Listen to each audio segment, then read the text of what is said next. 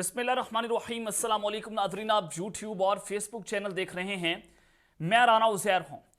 नादरकम कल रात गए सदाकत अली अब्बासी साहब का डॉन न्यूज़ पर आदिल शाहजेब के साथ जो है वो एक इंटरव्यू ऑन एयर कर दिया गया, जिसमें बहुत सारे झोल भी आपने देखे। लेकिन उस इंटरव्यू के सामने आने के बाद बहुत सारे चेहरे जो हैं वो बेनकाब हो चुके हैं और आपको अंदाजा हो जाएगा कि सदाकत अली अब्बासी साहब का इंटरव्यू कैसे रिकॉर्ड हुआ, उस दौरान कौन वहां पर क्या कुछ करता रहा। ये बहुत अहम डिटेल्स हैं जो कि अभी तक ऑफ द रिकॉर्ड रखी गई थी कि सदाकत अली अब्बासी के इंटरव्यू के बाद मेजर जनरल फैसल नसीर साहब जो है वो बुरी तरह से फंस चुके हैं। डीजीसी ISI तो तशद्दुद की तस्वीर जो है सदाकत अली अब्बासी साहब की वो भी लीक हो चुकी है, वो भी मैंने आपके सामने रखनी है कि उन पर किस तरह से जो है वो तशद्दुद किया गया और ऑफ द रिकॉर्ड वहां पर क्या कुछ होता रहा। ये तमाम तर डिटेल्स आपके सामने बमा हकाइक और बमा सबूत रखी जाएंगी। और फिर दूसरी जानिब जनाब इमरान खान साहब जो है उनका जेल से बड़ा खड़ाक हुआ है और लाहौर हाई कोर्ट के जज ने जो मंजी ठोक कर रखती है कि कौन है वो ताकतवर जो इमरान खान का नाम और तस्वीर मीडिया पर नहीं चलने दे रहा। कोई माइक हलाल इमरान खान का नाम मीडिया पर जो है वो चलाने से नहीं रोक सकता। इस हवाले से लाहौर हाई कोर्ट में बहुत अहम समाअत हुई है, उसका मुकम्मल अहवाल भी आपके सामने रखना है। और फिर जनाब चीफ जस्टिस काजी फाइज ईसा जो कि जमहूरियत के चैंपियन, अलंबरदार, इंसाफ के अलंबरदार, आज उनका मकरू चेहरा भी कौम के सामने आ चुका है। किस तरह से वो आज जजेस को जनाब डिक्टेट करते नजर आए और जजेस ने उनकी मुंह के ऊपर जो बेइज्जती की वो मैंने आपके सामने रखनी है। लेकिन अगर आपने चैनल को सब्सक्राइब नहीं किया, चैनल को सब्सक्राइब कर लें, बेल आइकन को दबा दें। आने वाली तमाम तर अपडेट्स आपकी खिदमत में बर वक्त पेश होती रहें। नादरकाम सबसे पहले तो आपको बताना ही चाहता हूं कि इमरान खान साहब जो हैं उनसे पाकिस्तान तहरीके इंसाफ को बैन करना है, ये प्लान है। खान साहब को माइनस कर दिया, ये भी आपके सामने है। बल्ले का निशान इमरान खान साहब से वापस लेना है। तो जनाब अब उन तमाम तर जो प्लान्स हैं उन पर काम तेजी से जारी है। एक जानिब तो साइफर केस में इमरान खान साहब को नवंबर तक सजा देनी है, ये जज साहब को बता दिया गया है। अब दूसरी जानिब हुआ यह है कि इलेक्शन कमीशन ने पाकिस्तान तहरीके इंसाफ का इंतखाबी निशान बल्ला वापस लेने से मुतालिक फैसला महफूज कर लिया है। इमरान खान साहब जो हैं उनको चेयरमैन PTI के ओहदे से हटाने के लिए भी दरख्वास्त पर आज ही जनाब इलेक्शन कमीशन ने फैसला महफूज कर लिया है। जरा ये बताते हैं कि दौरान समाअत दरख्वास्त गुजार खालिद महमूद खान का वकील पेश हुआ, जिसने कहा कि इमरान खान को तोशाखाना केस में सजा हो चुकी है और नवाज शरीफ केस का ऑर्डर भी सुप्रीम कोर्ट का जो ऑर्डर है वो भी मौजूद है, तो लिहाजा अब वो चेयरमैन रहने के अहल नहीं रहे तो उनको हटा दिया जाए। अब ये चीज़ें तो आपके सामने है कि इमरान खान साहब को पार्टी चेयरमैन के उद्देश्य से भी हटाना है, भले का निशान भी वापस लेना है। अब पाकिस्तान तहरीके इंसाफ के खिलाफ एक जो है वो फैसला कुन आवर का आगाज हो चुका है। लेकिन वहीं पर दूसरी जानिब जज साहब ने यह हुक्म जारी किया था कि इमरान खान साहब की उनके बेटों से फोन पर कॉल करवा दी जाए, लेकिन अडयाला जेल इंतजामिया का इमरान खान से फोन पर उनके बेटों की बात करवाने से इनकार।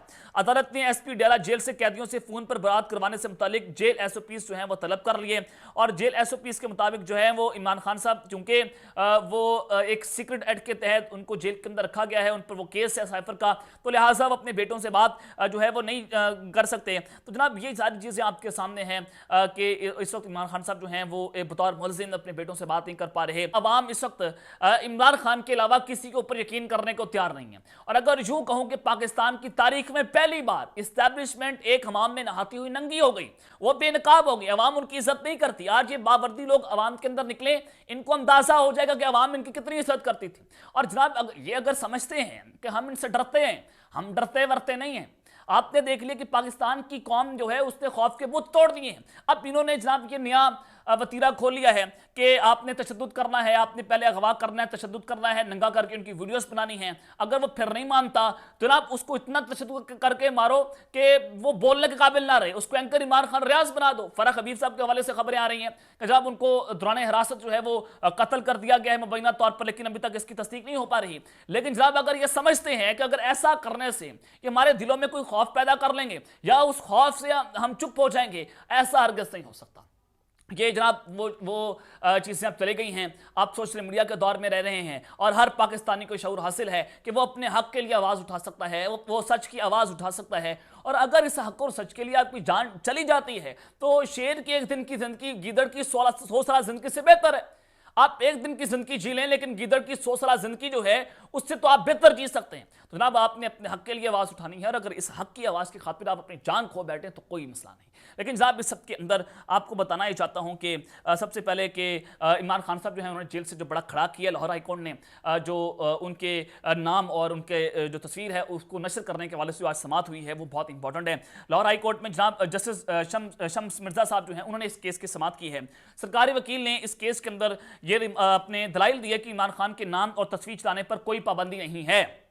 अब आप झूठ का तकाजा देख सकते हैं कि किस तरह से झूठ बोला जा रहा है। कल अहमद मीर साहब प्रोग्राम के अंदर बैठे हुए थे, जब वो इमरान खान का नाम लेते थे वहां से इनकी वॉइस जो है वो म्यूट हो जाती थी, जब इमरान खान का नाम लिया जाता है वॉइस को म्यूट कर दिया जाता है। लेकिन जब जस्टिस शम्स मिर्जा साहब ने कहा कि अगर पाबंदी है तो मैं टीवी चैनल की अथॉरिटी को तलब कर लूंगा और उनसे पूछूंगा, और आप तहरीरी तौर पर इन राइटिंग जवाब लिख कर दें कि क्या सारा मामला है, और जब ये सारा आप जवाब लिख कर देंगे मैं इसके ऊपर ऑर्डर जारी कर दूंगा। और उन्होंने कहा कि अगर चेयरमैन पेमरा जो है उनको ऊपर से प्रेशर है, अब ऊपर वाले लोग कौन है बेहतर तौर पर जानते हैं कि अगर वो उनको ऊपर से प्रेशर है तो आप इस्तीफा दे दें। इससे पहले चेयरमैन नैब भी उस प्रेशर की वजह से वो इस्तीफा दे चुके हैं। जो आफ्ताब सुल्तान थे जनाब उनके ऊपर प्रेशर था कि वो इमरान खान के खिलाफ केसेस बनाए, वो केसेस नहीं बनाए उन्होंने, तो उनको प्रेशराइज होकर उनको इस्तीफा देना पड़ा था। और अब जनाब एक लेफ्टिनेंट जनरल डाइट जो हैं वो आज नदीर भट्ट साहब आज वो चेयरमैन नैब लगे हुए हैं, और उनके अंडर तमाम एजेंसीज के लोग जो हैं वो नैब की जो है वो अब वो नौकरी करेंगे और वहां पर सियासतदानों के खिलाफ शिकंजा मजीद तंग करेंगे। अब ये चीजें आपके सामने है कि इमरान खान साहब जो हैं उनके नाम चलाने के ऊपर पाबंदी थी, तो आज लाहौर हाई कोर्ट के जो जस्टिस हैं उन्होंने जो है वो आज बड़ा खड़ा कर दिया है कि कौन है, उन्होंने पूछा है कि कौन है वो जो इमरान खान का नाम टीवी पर नहीं चलने देता। अब आप बेहतर तौर पर जानते हैं कि मेजर जनरल फैसल नसीर साहब जो हैं उन्होंने टीवी चैनल के मालिकान को बुलाकर कहा था कि अगर अब आपने इमरान खान का नाम जो है वो टीवी पर चला दिया, उनकी तस्वीर चला दी, तो आपको सख्त नताइज का सामना करना पड़ेगा। अब आ जाएं कि जनाब दूसरी जानिब जो चीफ जस्टिस काजी फाइजा साहब जो हैं वो आज उनका मकरू चेहरा आज पूरी कौम के सामने बेनकाब हो चुका है। जो चैंपियन बनने फिरते थे, जमहूरियत के बड़े लेक्चर्स दिया करते थे, आज उनका जो मकरू चेहरा मैं आपको सामने रखना चाहता हूं कि आज उन्होंने जस्टिस मुनीब अख्तर साहब जो हैं उनको सवालात करने से रोक दिया। साथ जस्टिस आयशा मलिक और जस्टिस इजाजुल एहसन को भी चीफ जस्टिस ने प्रैक्टिस एंड प्रोसीजर जो बिल के ऊपर समाअत हो रही है उस पर जनाब उन्होंने सवालात करने से रोक दिया है। अब ये तीनों वो जजेस हैं जो उमर अता बंदयाल साहब के बेंच का हिस्सा थे, और ये प्रैक्टिस एंड प्रोसीजर बिल में ये हुक्म इम्तना भी जारी कर चुके हैं। 7 जजेस हैं जो इस पर स्टैंड करते हैं, तो इन 3 जजेस को सवाल करने से रोकना काजी फाइज ईसा साहब समझते हैं कि उन्होंने भी सुप्रीम कोर्ट के अंदर मार्शल लगा दिया है। और जस्टिस मुनीब अख्तर ने अपने सवाल के दौरान चीफ जस्टिस के बार बार इंटरप्ट करने पर उन्होंने इतराज उठा दिया। अब जनाब इतराज क्या है मैं आपके सामने रख देता हूं। सख्त जुमलों का जस्टिस मुनीब अख्तर और चीफ जस्टिस के दरमियान तबादला हुआ है, और चीफ जस्टिस ने कहा कि मेरा ख्याल है कि वकील का हक है वो जैसे मर्जी दलाइल देना चाहे तो दे।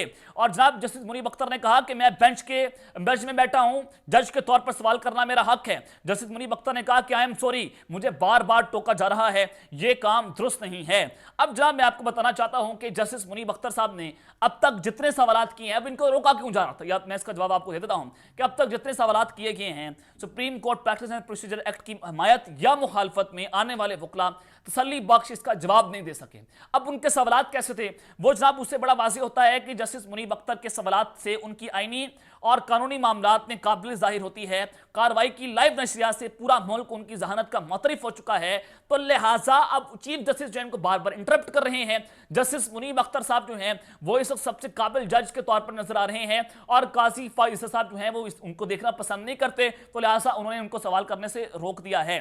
अब जनाब ये सारी चीजें आपने देख ली हैं, लेकिन मैं आपको इससे बढ़कर बताना चाहता हूं जो कल सदाकत अली बासी साहब का इंटरव्यू हुआ, वो इंटरव्यू मैं आपके सामने रख देता हूं कि जनाब वो इंटरव्यू शुरू हुआ। आदिल शाह ज़ैब साहब ने उनका इंटरव्यू मैं आपको पहले बता देता हूं कि वो पूरा इंटरव्यू रिकॉर्ड नहीं हुआ था, यानी कि वो 15, 20, 25 मिनट का इंटरव्यू था, 1 घंटे का 45-50 मिनट का प्रोग्राम होता है। तो जनाब ये उसका वाज़ेह मतलब है कि जब आदिल शाह ज़ैब साहब ने अपना प्रोग्राम शुरू किया तो उन्होंने मसला फ़लस्तीन जो इज़राइल की जंग लगी हुई है उससे अपना इंट्रो दिया था, तो उससे वाज़ेह होता है कि जो मिनट से उसको पूरे नहीं किए गए, ना इनके पास सवालात थे, ना सदाकत अली अब्बासी साहब जो हैं वो सदाकत से कोई अपना जवाब दे सकते थे। एक पूरा प्लांटेड इंटरव्यू जो है वो बेनकाब हुआ। इससे पहले उस्मान डार साहब जो हैं वो भी बेनकाब हुए। अब जनाब सदाकत अली अब्बासी साहब जो हैं वो जनाब उनके जब इंटरव्यू की बॉडी लैंग्वेज अगर आप देखें, बार बार वो खुले ऐसे ऐसे उनके मतलब हाथ कांप रहे हैं, बार बार उनकी बॉडी लैंग्वेज का आप अंदाजा लगाएं कि वो ऐसे बोलते नहीं है, बड़ा खड़ाक किस्म का बोलते थे।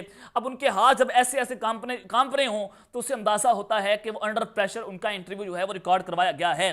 टी शर्ट के ऊपर कोट पहना दिया गया, उससे वाज़ेह होता है कि जनाब वो टी शर्ट पहन कर आए थे। आमतौर पर ये काम जो है वो एंकर्स करते हैं, एंकर साहिबान करते हैं, लेकिन एक गेस्ट अगर ऐसा काम कर रहा है तो मैं समझता हूं कि उनको एंकर का कोट जो है वो पहनाया गया था।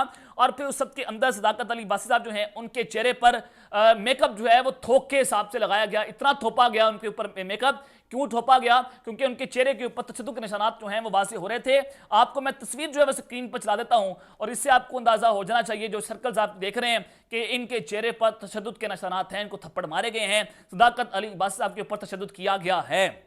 अब इसके बाद, इस इंटरव्यू के बाद कौन कौन बेनकाब हो रहा है आप बेहतर तौर पर जानते हैं। किस किस को जो है वो इसके पीछे कौन सारी साजिश रचा रहा है यह भी आप बेहतर तौर पर जानते हैं। अब जनाब तस्वीर भी आपको मैं दिखा रहा हूं। सदाकत अली बासी साहब जो हैं वो ये बात करते हैं कि जनाब ये सारी की सारी जो मीटिंग हुई थी 9 मई के हवाले से, ये जूम मीटिंग थी। और फिर मौलवी महमूद कह रहे थे ये मीटिंग वान सदर के अंदर हुई है, और फिर उस्मान डार साहब ने कहा कि ये मीटिंग जमान पार्क के अंदर हुई है। और भाई किसी एक बात पर तो रुक जाओ। अब इससे आपको वासी होता है कि ये एक बात पर रुक नहीं पा रहे, सिर्फ ये एक साजिशी बयानियां घड़ने की कोशिश कर रहे हैं। अगर आप ये इंटरव्यू इमरान खान साहब का किसी को दिखा दें तो क्या इमरान खान का वोट बैंक टूट जाएगा? इससे इमरान खान की मकबूलियत के अंदर मजीद इजाफा हो रहा है और ये डफर्स जो हैं ये पाकिस्तान की कौम के सामने बेनकाब होते चले जा रहे हैं। और तीसरा ये कि इस इंटरव्यूज में टेक्स बहुत ज्यादा ली गई थी, इस इंटरव्यू को बार बार रोका जा रहा था। फिर जनाब आप अगर आप देखें एडिटिंग की गई है, बार बार इस इंटरव्यू को रोका गया है, तो इससे भी चीजें जो हैं बहुत सारी वाज़ेह हो रही हैं। और जनाब आपको एक और बताना चाहता हूं कि ये इस इंटरव्यू के अंदर प्रोग्राम के बाद एक टाई है आदिल शाह ज़ैद की एंकर की, और फिर उसके बाद ब्रेक के बाद कोई और टाई है। तो इससे भी आपको अंदाज़ा होता है कि एक इंटरव्यू पहले रिकॉर्ड किया गया है और फिर पहले जो है वो एक टाई के अंदर फिर दूसरी टाई के अंदर एक सारा काम किया गया है। तो इससे आपको अंदाज़ा हो जाना चाहिए कि इस इंटरव्यू को किस तरह से खलबरी के अंदर किया गया है, किस तरह से तेज़ी के अंदर किया गया है। और सदाकत अली बासी साहब ने कहा कि 7 मई को बूशा बीबी के कहने के ऊपर 9 मई के वाक़यात के हवाले से जो है मीटिंग हुई थी कि इस तरह से आपने आर्मी चीफ के घर पर हमला करना है, जीएच के ऊपर हमला करना है, फलां जगह हमला करना है। तो जनाब आपको बताना ही चाहता हूं कि फिर आखिर में आदिल शाह ज़ैद साहब जो हैं वो उन पर एजुकेशन के हवाले से उनसे सवालात करना शुरू हो गए, क्योंकि सवालात खत्म हो गए थे। तो एजुकेशन के ऊपर सवालात करके ये प्रोग्राम को खत्म करना चाहते थे, वक्त पूरा करना चाहते थे। और दौरान इंटरव्यू आदिल शाह ज़ैद जब इंटरव्यू कर रहे थे तो पीछे खान सेना की आवाज़ आ रही थी। जो प्रोड्यूसर साहब होते हैं, जो कैमरामैन होते हैं, वो आमतौर पर ऐसा काम नहीं करते क्योंकि वो ट्रेंड होते हैं, वो जनाब खान से नहीं है, उनको अंदाजा होता है कि प्रोग्राम खराब हो जाता है। तो उस स्टूडियो के अंदर किसी गैर मुतल्लका शख्स की मौजूदगी पाई गई थी, जैसे उस्मान डार के इंटरव्यू के वक्त पाई गई थी। तो उस स्टूडियो के अंदर सारा कुछ पाया गया था और मुबैना तौर पर सदाकत अली बासी को डॉन न्यूज़ के दफ्तर जाने वाला एक कर्नल साहब हैं जिनका नाम जो है वो सामने आ रहा था। तो हो सकता है मोस्ट प्रोबेबली कि जनाब वो वहां पर मौजूद हों स्टूडियो के अंदर, तो क्योंकि खांसने की आवाज़ आ रही थी इंटरव्यू के आखिर में। तो ये चीज़ें जनाब उन्होंने आज सबको बेनकाब कर दिया है कि टाई और तशद्दुद के निशानात, बार बार मेकअप करना। जनाब अब उसके बाद ये रियासत पाकिस्तान जो है उसका मकरू चेहरा आपके सामने। तो अब तक के लेते हैं, अपना ख्याल रखिएगा और सिंगापुर ख्याल रखने के बाद पाकिस्तान जिंदाबाद।